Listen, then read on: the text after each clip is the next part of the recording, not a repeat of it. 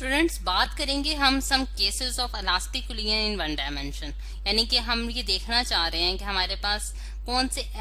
मतलब कि different cases हम डिस्कस करेंगे जिसमें इलास्टिक कोलिजन जो है वो एग्जिस्ट कर रही होगी। और इलास्टिक कोलिजन के बारे में हमने ये पढ़ रखा है कि वहाँ काइनेटिक एनर्जी जो है वो क्या होती है, कंजर्व रहती है। और उसके लिए जो है वो हम लोगों ने जैसा कि अगर मैं यहाँ लिख देती हूँ कि काइनेटिक एनर्जी की कंजर्वेशन जो है वो होल्ड करती है। और दूसरी चीज हमने ये देखी थी स्टूडेंट्स कि जिस तरह से हमने दो बॉल्स का जिक्र किया था और हर केस में हमने बॉल्स को लेके उनके बारे में जो है वो स्टडी किया था कि किस तरह से उनमें जो है वो कोलिजन्स का प्रोसेस जो है वो एग्जिस्ट कर रहा होता है। ठीक है, अब अगर हम देखें स्टूडेंट्स कि हमारे पास जब दो बॉडीज आपस में कोलाइड करती हैं, फॉर एग्जांपल हम बॉल्स की बात कर लेते हैं, ठीक है, और अगर इनकी वेलोसिटीज v1 और v2 हैं और इनके मैसेज m1 m2 हैं और जब ये कोलाइड करते हैं वन डायमेंशन में, यानी कि अब यहाँ अगर मैं इसके एरो हेड को ठीक कर देती हूँ कि अगर वन डायमेंशन की बात करें एक एक्स एक्सिस में, यानी कि एक्स एक्सिस के लॉन्ग जो है वो दोनों बॉडीज जो है वो मूव कर रही हैं। ठीक है, तो उन केसेस में हमारे पास जब आफ्टर कोलिजन जो इनकी वेलोसिटीज आती थी स्टूडेंट्स, वो हमारे पास क्या आती थी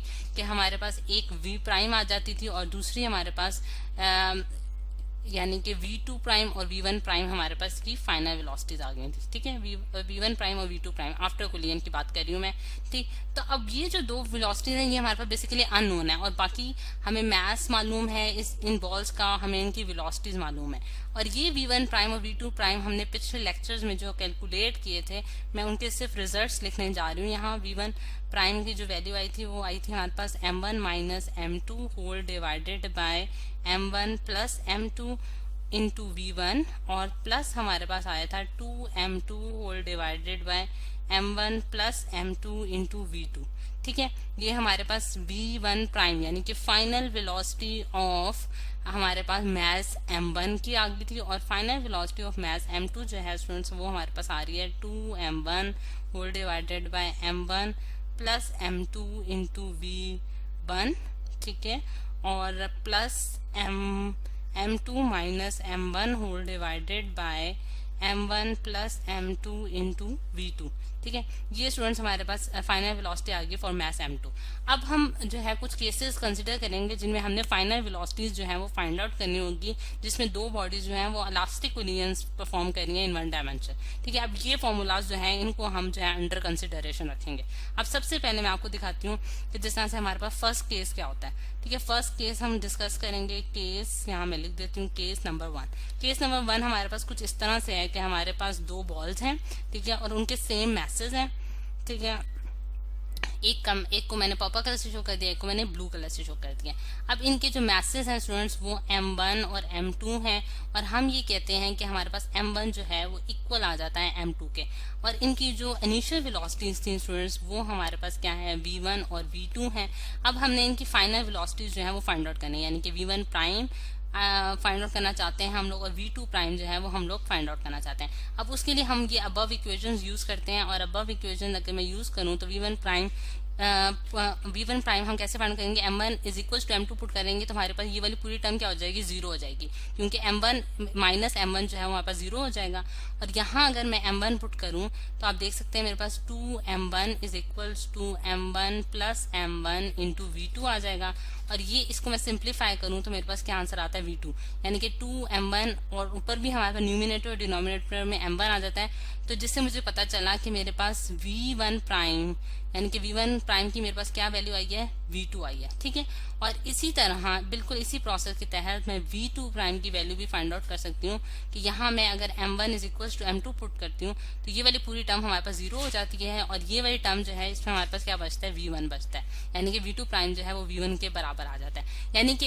इस ये तो मेरे पास की मैथमेटिकल एक्सप्रेशन आ गए। लेकिन अगर मैं देखूं कि जब दो बॉडीज जो हैं जो सेम मैसेज के आपस में कोलाइड करती हैं तो वो जो है उनमें क्या होता है कि आफ्टर कोलिजन यानी कि m1 मैस जो है वो v2 वेलोसिटी के साथ मूव करेगा, यानी कि उनकी फाइनल वेलोसिटी क्या होगी, जो है फाइनल वेलोसिटी जो है वो m1 की वो किसके बराबर हो जाएगी, v2 के बराबर हो जाएगी। और हमारे पास जो m2 की वेलोसिटी है वो v1 के बराबर आ जाएगी, यानी कि उनकी वेलोसिटीज जो हैं वो बराबर आ जाएंगी opposite to the initial velocities, यानी कि इनिशियल वेलोसिटीज के बराबर आ जाएंगी जो कि ऑपोजिट मैस की हैं। ठीक है, ये हमने यहाँ से जो है ये कंक्लूजन डराइव किया। फिर उसके बाद सेकंड केस हम देखते हैं स्टूडेंट्स के। सेकंड केस हमारे पास क्या होता है,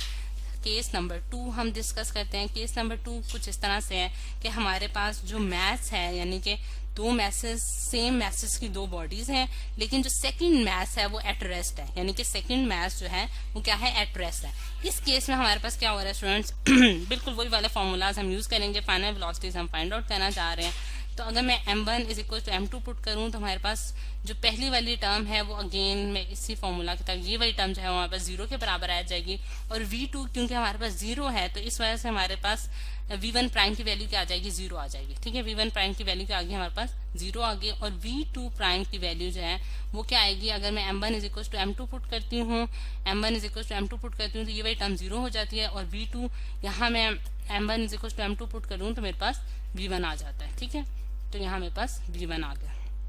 तो ये क्या हमें बता रहा है कि अगर हमारे पास ये हमें इस तरह से, अगर मैं इसको शो करूं स्टूडेंट्स, कि हमारे पास अगर ये ब्लू कलर की एक बॉल है, ठीक है, और एक पर्पल कलर की बॉल ले लेते हैं, बिल्कुल सेम मैसेज की बॉल्स है हमारे पास, और अगर आपको थोड़ा सा डिफरेंस नजर आ रहा है लेकिन आपने इसको कंसिडर ऐसे ही करना है कि इनके मैसेज जो है वो बिल्कुल सेम है। ठीक, और अगर ये वाली बॉडी एट रेस्ट है, यानी कि v2 इज इक्वल टू 0 है, और कोई और बॉडी जो कि सेम मैस की है वो इसके साथ आके टकराएगी, तो क्या होगा कि पहली वाली जो बॉल होगी उसकी वो क्या आ जाएगी, स्टेट ऑफ रेस्ट में चली जाएगी आफ्टर कोलिजन। ठीक है, और जो दूसरी वाली बॉल होगी वो उस वेलोसिटी से मूव करेगी जिस वेलोसिटी से पहली वाली बॉडी जो है वो उससे आके टकराई है, यानी कि v2 प्राइम जो है वो उस वेलोसिटी से मूव कर रहा है जिस वेलोसिटी से पहली वाली बॉडी आके उसके साथ टकराई थी। ठीक है, फिर उसके बाद हम देखते हैं हमारे पास थर्ड केस क्या,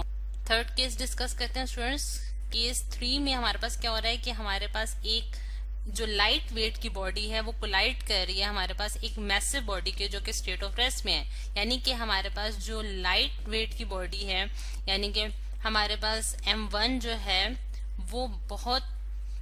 छोटा है, यानी कि उसका मास बहुत कम है एज कम्पेयर टू m2। ठीक है, एक लाइट वेट की बॉडी का क्या मतलब है कि उसका मास बहुत कम है जिस सेकंड वाली मास बॉडी, मतलब सेकंड वाली बॉडी के मुकाबले में, और जो सेकंड बॉडी है वो स्टेट ऑफ रेस्ट में है, यानी कि हमारे पास उसकी जो इनिशियल वेलोसिटी होगी, यानी कि वो हमारे पास, यानी कि v2 जो है वो हमारे पास 0 के बराबर होगी। ठीक, अगर हम देखें स्टूडेंट्स कि हमारे पास, इसको मैं शो भी कर देते हैं कि फिगर के जरिए कि किस तरह से हमारे पास ये जो हमारे पास फर्स्ट बॉडी है जो कि बहुत लाइट वेट की है, और जो सेकेंड बॉडी है वो हमारे पास एक लार्जर मास की है। ठीक है, यानी कि m1 जो है ये हमारे पास स्टूडेंट्स m1 हो गया, और ये मेरे पास m2 है। ठीक है, जैसे कि इस बिग बॉल से शो हो रहा है कि इसका मास जो है वो बहुत ज्यादा है एज कम्पेयर टू m1। अब जब ये बॉडी जो है इसके साथ कोलाइड करेगी, यानी कि इसके साथ टकराएगी, तो हमारे पास की जो फाइनल वेलोसिटीज हैं वो कैसे बनेंगी वो देखते हैं। जब हमारे पास students m1 is very very less than m2 है, यानी कि बहुत छोटा है, तो इस केस में हम ये मतलब कि इसकी अप्रोक्सीमेशन ही कर सकते हैं कि हमारे पास अप्रोक्सीमेटली जो है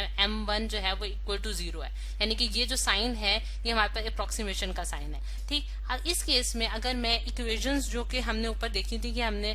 v1 और v2 की फाइनल वेलोसिटीज की फाइंड आउट की थी, उन्हीं को मैं आपको दोबारा से शो कराती हूँ कि वो किस तरह से हम उसमें से फाइनल रिजल्ट जो है वो निकाल सकते हैं। अब इन इक्वेशंस पे अगर आप गौर करें कि अगर मेरे पास v2 0 है तो स्टूडेंट्स ये वाली टर्म तो हमारे पास ऑलरेडी जो है कैंसिल अप हो जाएगी। ठीक है, और अगर मैं m1 को जो है वो 0 के इक्वल पुट करती हूँ तो उस केस में हमारे पास यहाँ क्या आ जाएगा, जो v1 का रिजल्ट आएगा, यानी कि फाइनल वेलोसिटी v1 प्राइम का रिजल्ट जो आता है वो हमारे पास क्या आता है, -v1। ठीक है, और v2 प्राइम का जो हमारे पास रिजल्ट आ रहा है स्टूडेंट्स वो क्या आ रहा है कि जब मेरे पास v2 0 है तो ये वाली टर्म अगेन हमारे पास 0 को अप्रोच कर जाती है, और यहाँ मैं अगर m1 को 0 पुट करती हूँ तो यानी कि m1 को जब मैं 0 पुट करूंगी तो ये वाली टर्म भी हमारे पास कैंसिल अप हो जाएगी, यानी कि v2 प्राइम यानी कि final velocity of the second body यानी कि हैविंग मास m2 वो हमारे पास 0 के बराबर आ जाएगी। अब ये जो रिजल्ट हमने प्रिडिक्ट किया है, ये इक्वेशन से निकाला है, वो हमें क्या बताता है कि जब एक लाइटर वेट की बॉडी जो है वो एक हैवी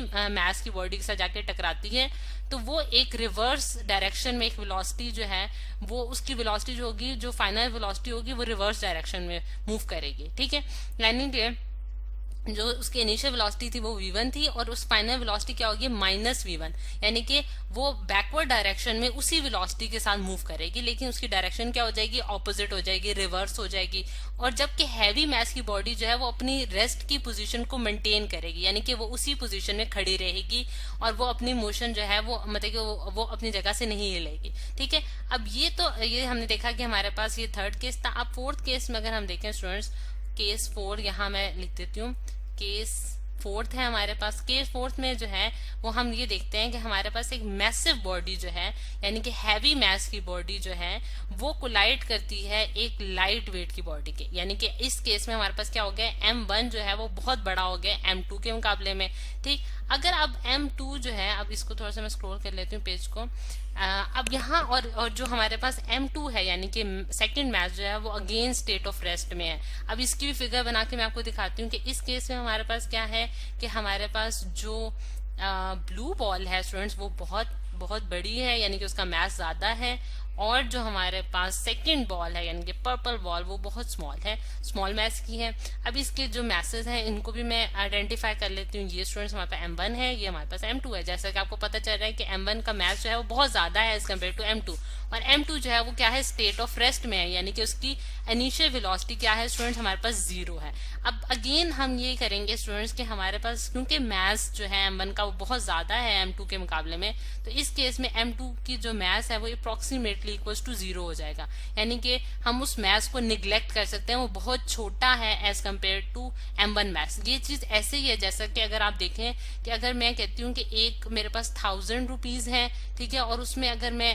उसके सामने अगर मैं 1 रुपी को देखूं तो मेरे पास 1 रुपीज जो है वो नेग्लिजिबल है एज कम्पेयर टू 1000। तो इसी वजह से बिल्कुल इस तरह का कंपैरिजन हमने यहाँ किया है कि हमारे पास जो M1 का मैथ्स इतना ज्यादा है एज कम्पेयर टू M2 के हम उसको M2 के मैथ्स को हम निग्लेक्ट कर सकते हैं। ठीक, अब अगर हम ये वाली वैल्यूज जो है अगेन इन इक्वेशंस में डालें, जो कि हम स्टैंडर्ड इक्वेशन है हमारे पास, उसमें V2 को ये वाली इक्वेशन जो है उसका ये वाला पार्ट जो है हमारे पास निग्लेक्ट हो जाएगा। ठीक है, क्योंकि यहाँ V2 की टर्म 0 है, और 0 जब किसी टर्म के साथ मल्टीप्लाई होता है स्टूडेंट्स तो आंसर क्या आ जाता है, 0 आ जाता है। और अब V1 जो है जब यहाँ हम M2 को 0 पुट करेंगे स्टूडेंट्स तो आप जो आंसर देखते हैं वो क्या बनता है कि हमारे पास V1 प्राइम जो है वो V1 के बराबर आ जाता है, और हमारे पास यहाँ V2 प्राइम अगर final velocity of the second body में निकालूं तो हमारे पास क्या आएगा कि यहाँ V2 की वजह से ये वाली टर्म जो है हमारे पास 0 हो जाएगी। और यहाँ जो है स्टूडेंट्स हमारे पास अगर मैं M2 को 0 पुट करूं तो मेरे पास क्या आंसर आता है, 2V1 आंसर आता है। M1 से कैंसिल हो जाएगा और 2V1 हमारे पास आंसर आ जाएगा। अब इसका क्या मतलब है स्टूडेंट्स, इस रिजल्ट को हम किस तरह से देखते हैं कि हमारे पास जब एक हैवी मैस की बॉडी किसी लाइटर मैस की बॉडी के साथ जाके टकराती है तो उसकी जो इनिशियल वेलोसिटी यानी कि V1 थी, तो इनिशियल वेलोसिटी के साथ ही फॉरवर्ड डायरेक्शन में मूव करती है, यानी कि उसकी फाइनल वेलोसिटी क्या होगी, बराबर होगी उसकी इनिशियल वेलोसिटी के। और जबकि सेकंड बॉडी जो होगी स्टूडेंट्स यानी कि जो हैविंग मैस M2 यानी कि सेकंड बॉडी जो होगी वो डबल वेलोसिटी के साथ मूव करेगी, कि मतलब कि उसकी जो वेलोसिटी होगी वो 2 टाइम्स V1 हो जाएगी, यानी कि मतलब कि बहुत उसके मुकाबले में क्या हो जाएगी, डबल हो जाएगी, जो कि इनिशियल वेलोसिटी थी V1 की। ठीक है, यानी कि क्योंकि ये स्टेट ऑफ रेस्ट में थी, V2 हमारे पास क्या था, 0 था, लेकिन इसने कौन सी वेलोसिटी अटेन की, जो कि हमारे पास M1 मैच की थी, लेकिन उससे 2 टाइम्स यानी कि 2 टाइम्स बिगर वेलोसिटी के साथ वो फॉरवर्ड डायरेक्शन में मूव कर जाएगी। तो ये है स्टूडेंट्स हमारे पास 4 cases of elastic collision in 1 dimension जो कि आज के लेक्चर में हमने डिस्कस किया।